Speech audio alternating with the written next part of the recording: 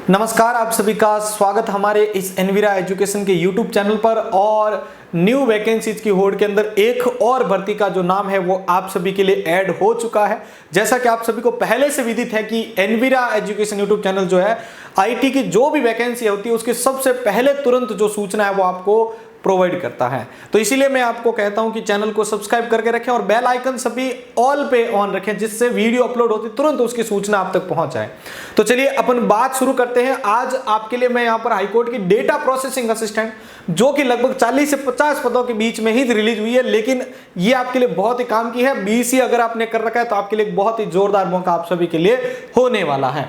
तो नोटिफिकेशन के मुताबिक आप देख सकते हैं starting date for the submission of online application, इसके लिए जो फॉर्म है वो आपके 29 अक्टूबर से शुरू हो गए हैं कल, और इसके लिए जो लास्ट डेट है वो आपकी 19/11 यानी 19 नवंबर तक इसके लिए फॉर्म भरे जाएंगे।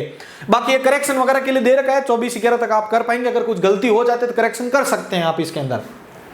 अब इसके लिए देखो अच्छा कंसेप्ट ये है कि ये लास्ट डेट होने के बाद बहुत जल्द आपके लिए यहां पर जो है इसका एग्जामिनेशन अपडेट जो है वो आपको मिल जाएगा। अब अपन कुछ मेन पॉइंट्स की बात कर लेते हैं। पोस्ट है इसमें कितनी होने वाले, तो टोटल 41 पदों पर ये वैकेंसी है।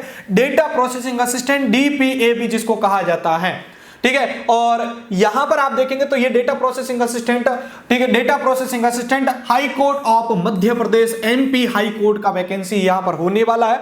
इसके बाद में अगर अपन यहां पर देखें कौन कौन इसके लिए फॉर्म को भर पाएंगे, तो वो देखिए आप यहां पर फॉर्म को भरने के रिलेटेड और अच्छा खासा पे ग्रेड जो है वो आपको देखने को मिलने वाला है।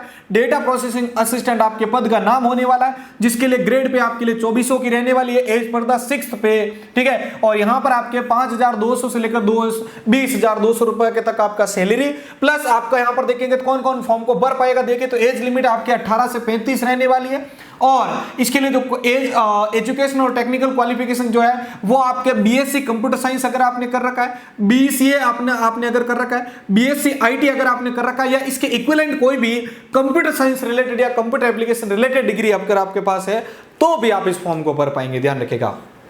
सेकंड, आपको कहा गया है कि आपको एक अच्छे खासे तरीके से ऑपरेटिंग सिस्टम और जो ऑफिस एप्लीकेशन है लाइक एमएस ऑफिस हो गया आपके, ठीक है, एक्सेल हो गया, पावर पॉइंट हो गया, इनके अच्छा खासा नॉलेज आपको होने वाला है। साथ ही आपको ऑपरेटिंग सिस्टम का भी लाइनक्स और विंडोज का अच्छा ज्ञान होना जरूरी है, ठीक है। अगर आप कोई कैंडिडेट जो इस भर्ती के लिए इच्छुक हैं तो मैं आपको बताना चाहूंगा कि हमारे पास में इसका एक बहुत ही अच्छे तरीके से प्रिपेयर किया गया, यानी इसी के लिए इसी एग्जाम ओरिएंटेड मटेरियल रेडी है। अगर आप कोई इच्छुक कैंडिडेट है तो जरूर नीचे कमेंट बॉक्स में यस लिख दीजिएगा, बाकी आप इसको नेग्लेक्ट कर सकते हैं, ओके। चलिए अब देखिए आगे यहां पर बात करते हैं इसके कुछ और इंपॉर्टेंट। अगर आप पर बात करेंगे जनरल के लिए यहाँ पर आपके 18 + 1 19 पोस्ट आपकी रहने वाले हैं। एससी के लिए 6 + 1 7 पोस्ट है, एसटी की 9 है, ओबीसी की 6, इसी प्रकार से टोटल 41 पदों का ये नोटिफिकेशन होने वाला है।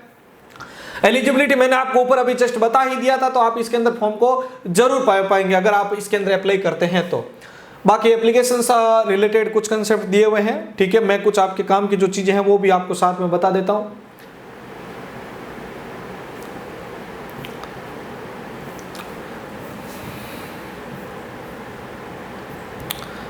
ये बाकी रजिस्ट्रेशन रिगार्डिंग सारी कुछ जानकारी दी हुई है, अगर फुल नोटिफिकेशन दे दूंगा मैं आपको, ठीक है। एग्जामिनेशन फीस की बात करते हैं तो अनरिजर्व्ड जो कैंडिडेट है, ठीक है, जिनके लिए 943 रुपए का यहाँ पर आपके लिए एग्जामिनेशन फीस आपका रहने वाला है। और रिजर्व्ड कैटेगरी से अगर आप यहाँ पर है या डिसेबिलिटीज कैटेगरी से है तो आपके लिए 743 रुपए का फॉर्म इसमें आपके लिए होने वाला है ऑनलाइन एप्लीकेशन जब आप भरेंगे। एडमिट कार्ड वगैरह को लेकर यहाँ पर mpsc.gov.in पर बहुत जल्द आपके लिए मिल जाएगा। अब इसमें 3 स्टेज होने वाले हैं।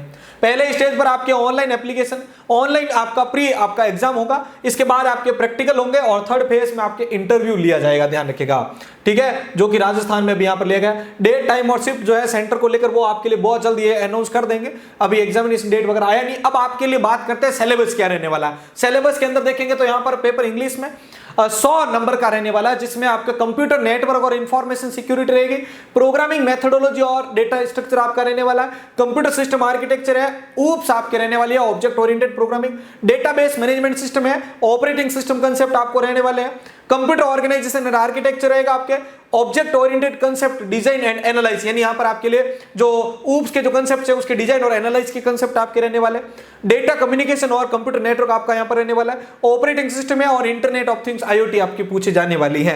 ये तो रहेगा। फिर इससे जो भी चुने जाएंगे कैंडिडेट उनके लिए यहां पर जो है स्क्रीनिंग के बाद में यहां पर इंटरव्यू वगैरह का प्रोसेस आपके लिए रहने वाला है, ध्यान रखिएगा।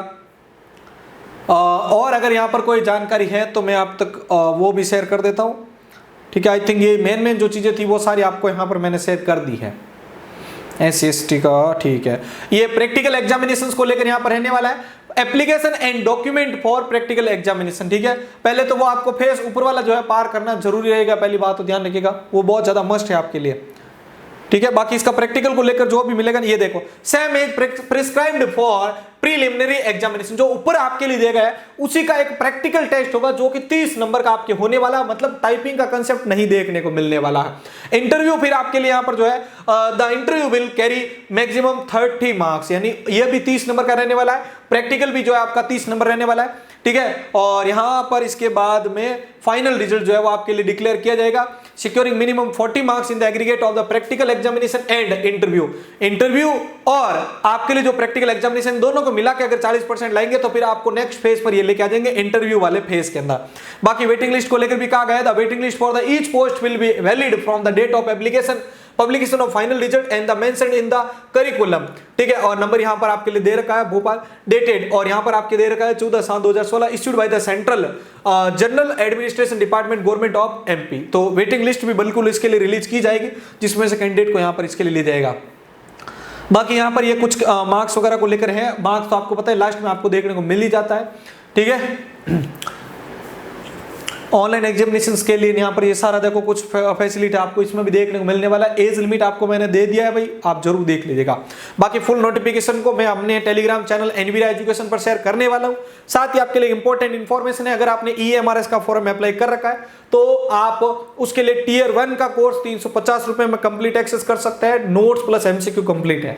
अगर आप टियर 2 PGT कंप्यूटर साइंस या TGT कंप्यूटर साइंस का एक्सेस कर रहे हैं तो भी आपके लिए अवेलेबल है, बहुत ही बेहतरीन तरीके से। उसमें अगर आप PGT कंप्यूटर साइंस कंप्लीट लेते तो उसमें टियर 1 और 2 दोनों इंक्लूड आपके लिए रहने वाले हैं। तो आपके लिए ज्यादा टाइम रहा नहीं है, 13 दिसंबर से परीक्षाएं शुरू हो रही है, तो आप समय पर उसके लिए तैयारी में लग जाएं, क्योंकि EMRS जो आपके लिए फैसिलिटी और सैलरी स्ट्रक्चर दे रहा है वो शायद ही कोई स्कूल आपको दे रहा होगा। तो उसके लिए अच्छे खासे तरीके से कोशिश करें आप कि आप उसके लिए फेज 2 पे क्रिएट हो जाए, ठीक है। बाकी आपका कोई सवाल है कमेंट बॉक्स में जरूर लिखिएगा, और इसकी अगर आप तैयारी करना चाहते हैं तो कमेंट बॉक्स में यस जरूर कर लीजिएगा, यस आपको जरूर लिखना है, ठीक है। मिलते हैं नेक्स्ट वीडियो के साथ में, धन्यवाद।